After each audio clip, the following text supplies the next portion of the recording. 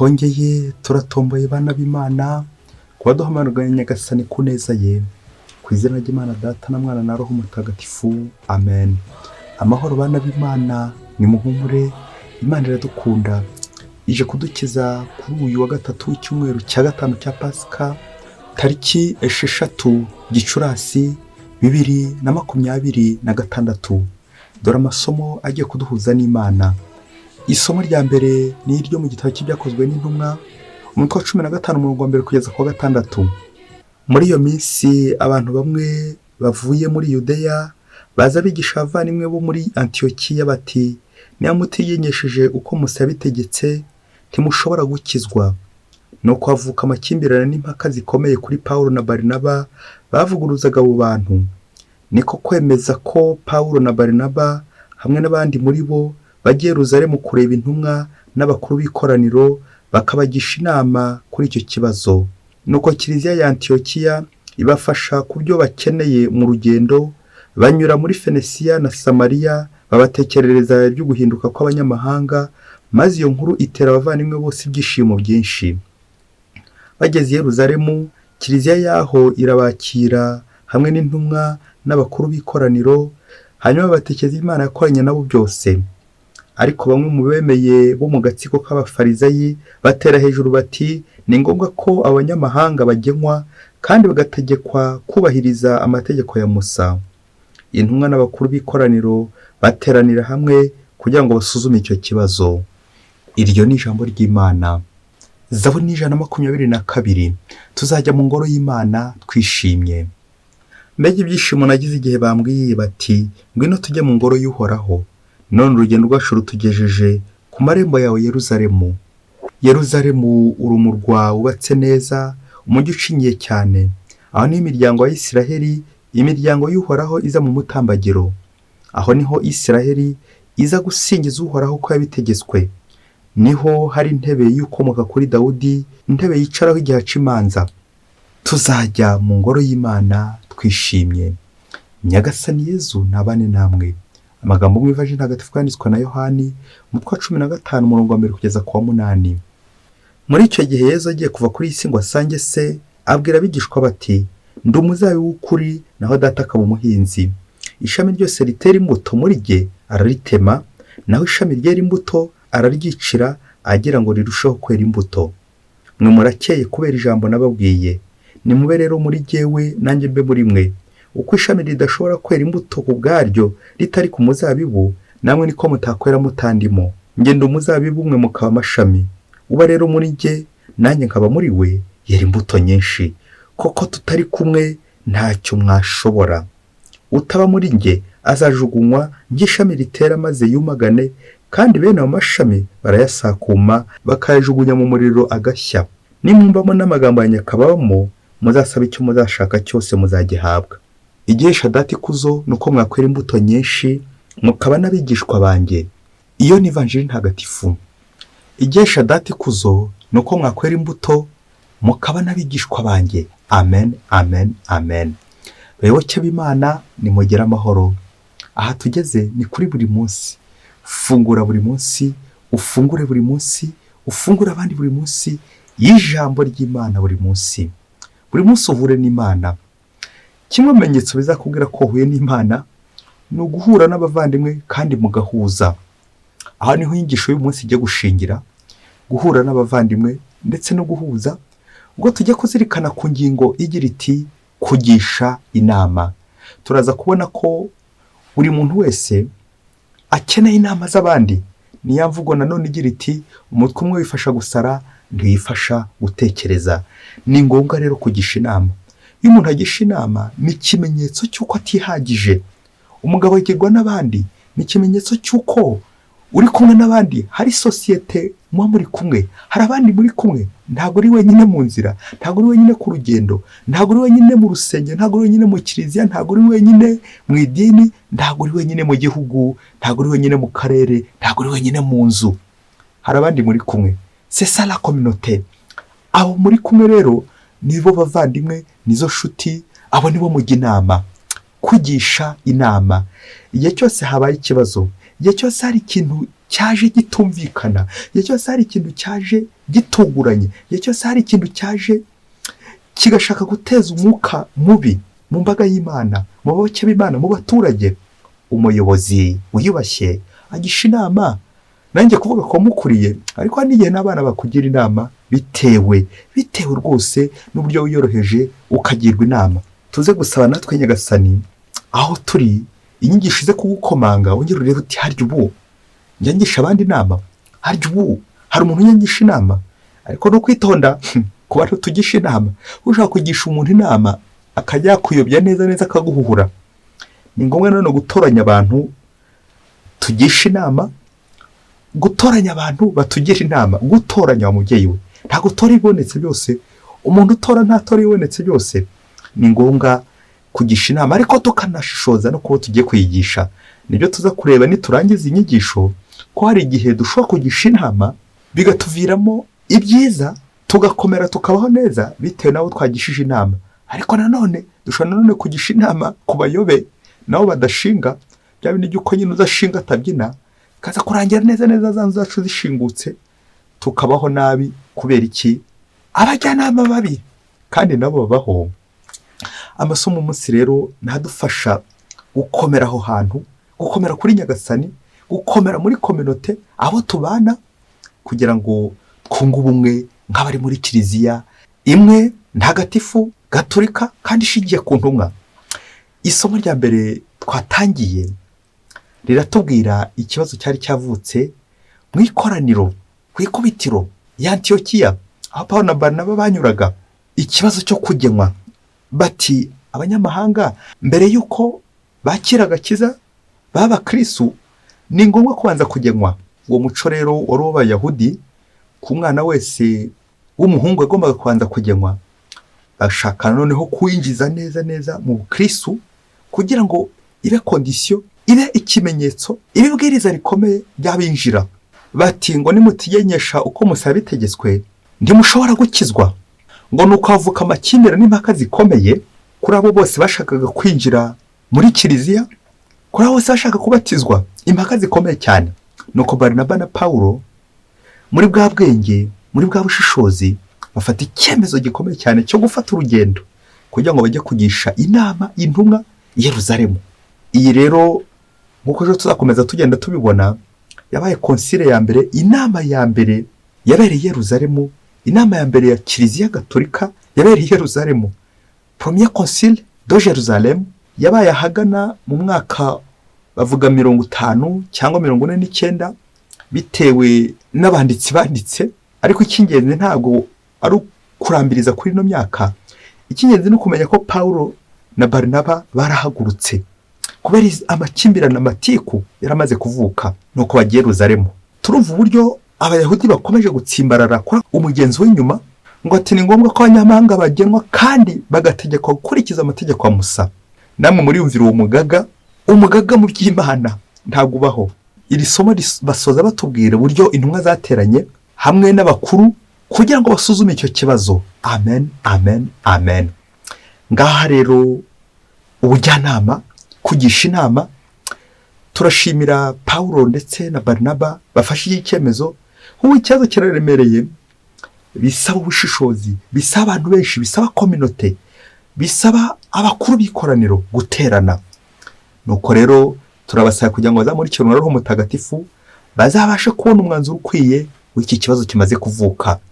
Nkuko na Zaburi yabitubwiye uno munsi, nibyo bizatera ikoraniro kwishima igihe cyose abayobozi, abakuru bicaye bakicarira ikibazo, ubundi bakageza imyanzuro myiza ku mbaga y'Imana. Bati tuzajya mu ngoro y'Imana twishimye. Amen, amen, amen. Nta kintu kiba kibabaje nko kubona n'ahantu twagombaga guhungira muri kiliziya tukahagirira ibyishimo, tukahagirira amahoro, tukishima muri kiliziya, none niho turi guhungetwa, niho twaburiye ubuhungiro, niho tubabaye. Nta cyabaje nk'icyo ngicyo. Amakimbirane niho hasiga abarizwa mu kiliziya, amakimbirane asiga abarizwa mu ikoraniro zacu, induru, umwiryane, ibyaha byinshi niho bisiga bikorerwa. Tuzajya mu ngoro y'Imana twishimye. Ngiko kugisha inama, kugenda tugasanga Yezu mu Ivanjiri nawe araduha ikigero cy'umuzabibu twese dushamikiyeho turi amashami. Ubwo ni bwo bumwe bwa kiliziya. Ubukuru wa kiliziya, abagishwa inama, ya nama njyanama ya kiliziya, abayobozi bayo bakibuka ko ari amashami nabo bashamikiye kuri Yezu Kristo umuzabibu. Umuzabibu ni igihingwa cyo muri Isiraheli cyerekana ubuzima, ahari ubuzima, ifunguro, aho dukura umugati, ikitubeshaho, aho ndahandi ni kuri Yezu Kristo. Igihe cyose uzahivana uzamenye ko nanjye kuvuga ugiye gupfa, kuko Yezu niho ubyivugira ati ishami ryose ritera imbuto bararitema mubyeyi we. Ngaho twese tugomba kwegera Yezu Kristo we bugingo. Umuyobozi wese nuhagarariye Imana n'ibyemezo yafata ajya amenya ko ahagarariye Kristo. Ese njye nawe iyo tuyoboye dukoreshwa n'amarangamutima, dukoreshwa n'umutwe, dukoreshwa n'ibyifuzo byacu bishyira ku irari ryacu, cyangwa dukoreshwa na Kristo wowe wibabaza umushumba mukuru kugira ngo twebwe tubeho? Nguko ubumwe bwa kiliziya. Ubumwe bwa kiliziya bukozwe ku buryo ari uruhererekane, utapfa guca ku ruhande, utapfa kuyobya kiliziya uko ushatse, kuko kiliziya ni imwe itunganye, gatolika kandi ishingiye ku ntumwa. Nta mpamvu rero yuko uyisenya uko ubonye kose. Ni ngombwa ko abayobozi twicara tugashishoza. Ese wasanga ntangiye kumera nka rya shami riri kugenda riva kuri cya giti wa muzabibu? Yezu ati nimumamo n'amagambo yanjye akababamo, muzasaba icyo muzashaka cyose muzagihabwa. Amen, amen, amen. Iri jambo rya Yezu riracyariho na n'ubu, aho igihe cyose twiziritse kuri Nyagasani tubaho neza, kugisha inama Yezu Kristo, tukagumana nawe, nibwo tuzagira ubuzima buzira umuze. Yezu aradukangurira ubumwe kumugumaho. Igihe yagutoye ukamutoroka, uratorongera nyine kaza kurangira utakaye. Ariko igihe Yezu Kristo yagutoye ukamunamba, ugatitiriza, ukagumana nawe, intore ugumana na Kristo, bityo ntuzigere usenyuka, kubera ko Kristo ari we ubuzima bwawe bushingiyeho. Niwe ugarukaho, kwa kugaruka Yerusalemu kwizi ntumwa, kugaruka ku isoko y'ubukristo, isoko y'ukwemera. Nta handi ni Yezu Kristo tugaruka. Yerusalemu tugarukaho igihe ibibazo byavutse, igihe impaka zavutse, irerekeza kuri Yezu Kristo we muzabibu w'ukuri, ufite ubuzima, isoko y'ubuzima, tugomba kugarukaho tukamugisha inama. Ese Yezu mbigenze nte? Yezu ko mbona nahuye n'ibibazo mbigenze nte? Gufata imyanzuro tugishije Yezu inama. Umutwe wifasha gusara, ntiwifasha gutekereza. Mubyeyi, ngiye kubwira inkuru, ariko ndagusaba gufunga amadirishya yawe, kuko hari n'igihe bikuta byumva. Ni ngombwa rero ko dufunga kugira ngo aka kantu tukumvana ubushishozi. Funga amadirishya yawe maze ntihaze kugira ahantu haca umwenge, kugira ngo umve ino nkuru neza. Umunsi umwe hirya kure cyane muri Afurika, Trelwe, ngo umuyobozi umwe w'idini ngo yatoye abajyanama, ngo abajyanama bari 12, nk'intumwa zazo 12 zazindi neza atora kugira ngo zizamufashe gukora ubutumwa, azishyireho, azitume babane nawe. Nuko wa muyobozi w'iryo dini, nuko wa muyobozi w'urwo rusengero, nuko umuyobozi mukuru nyine w'urwo rusengero, pasiteri mukuru, amaze gushyira abajyanama 12 kugira ngo bajye bagisha inama, bamugira inama uburyo agomba kuyobora umuryango w'Imana uruteraniye aho ngaho. Nuko rero iyo mbaga ikaba yari ifite ibibazo byinshi bishingiye ku bukungu, mbese harimo ubukene, nanjye kuvuga bukabije. Umuyobozi agashakisha uburyo bwose iyo mbaga yamererwa neza. Nuko umunsi umwe umuyobozi ngo aza kugwa ku gisubizo. Amaze kugwa ku gisubizo ngo agisha inama babajyanama b'ikora 12. Nuko ngo arababwira ati, umva rero mwabajyanama mwe, twagize amahirwe, twabanye abadutera inkunga. Ubu ngubu urusengero rwacu, aho dusengera, aho tuba, insengero zacu zigiye kumererwa neza. Abayobozi bazo bajye kumererwa neza. Hari abakuterankunga bageneye buri mupasiteri imodoka nziza yo kujya agendamo bikamufasha gukora ubutumwa. Imodoka ye bwite kandi ni uko babajyanama icyabanje imbere banje gukubita mu mashyi bose. Ati rero bizahera kuri abajyanama, nimwe muzabanza guhabwa izo modoka kugira ngo mujye mutemberamo, modoka zihenze. Abaterankunga nishyirahamwe ry'abanyamafaranga bakomeye cyane babatinganyi. Ubu rero bajya gutwera kuri izo modoka, ubundi ubuzima bukomeze, twe kuba duhangayitse. Pasiteri mukuru ngo amaze kuvuga iryo jambo, ubundi iyo bavuze pasiteri ashobora kuba ari umutegetsi, umuyobozi, umuntu wese uyoboye imbaga nyine ni pasiteri. Mu kilatini pastor, pastoris, pasiteri, umuyobozi, umushumba. Inkuru y'umwana isubira inyuma ngo babajyanama bose bakoma amashyi bati birakabaho, nibyihute ibyo bintu, nibyihute gushyirwa mu bikorwa. Usibye n'icyo cy'imodoka ngo bazadusohokana muri hoteli ikomeye cyane, abayoboke bose b'Imana, buri wese mu minsi 3 byibuze afata icyarya, afate n'icyanywa, nta kiguzi, gratuitement sans rien payer. Kwese tuzasohoke. Nuko rya koraniro ry'abajyanama ko 12 bakubita amashyi. Muyobozi akomeza aravuga ati icyo badusaba ni kimwe gusa.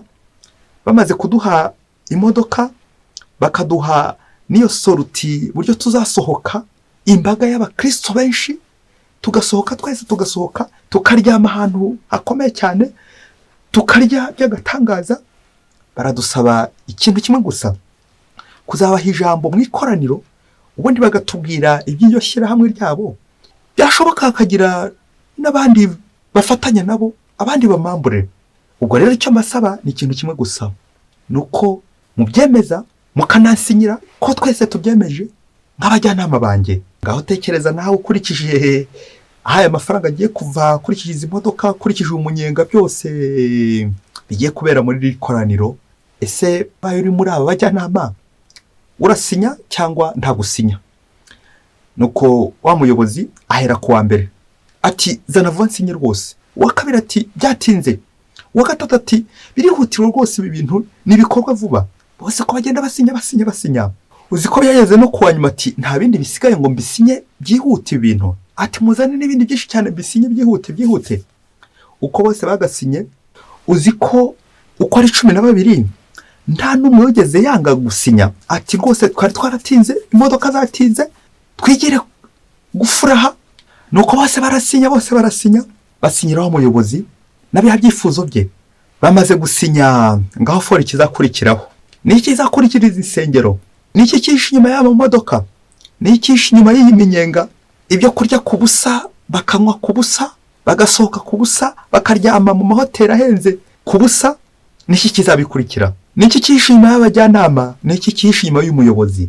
Aha, uko niko ngiye kubivuga mu Gifaransa, des consulteurs sont devenus des insulteurs. Nguko niko abajyanama bamwe bahinduka abanyabitutsi, abanyabinyoma, gutukana. Ukurikiye nayo iyo foto watangira umuntu ugira shobuja inama, ariko bikaza kurangira uri kumutuka. Kubera iki? Ntabwo nyine ushobora kumuvuguruza ngo umubwire uti nubwo wemeye biriya, ariko ntabwo bihuye n'umurongo wa kiliziya, ntabwo bihuye n'umurongo w'urusengero, ntabwo bihuye n'iby'Imana. Wakiriye impano nyinshi ariko zirarozwe, cadeau empoisonné. Niki kizakurikiraho? Icyo kizakurikiraho rero, nicyo twese twiteze wa mubyeyi we. Bayoboke b'Imana, Yezu Kristo akuzwe. Kugisha inama. Ese ugira abajyanama? Ese iyo witabye, iyo ugiye ku ruhande hari ukugarura, cyangwa bose bakomeza nawe ati urakoze, ndiyo bwana. Reka dusoreze gutondo dutatu tuza kugukebura nawe urebe ukuntu ujya ugirwa inama, ujya ugisha inama, ujya usubira i Yerusalemu kugira ngo ugishe inama abakuru byerekeza kuri Yezu Kristo. We twese tugomba gupfukamira tukamugisha inama. Icya mbere bajya bavuga ngo ni ijambo bita des opposants.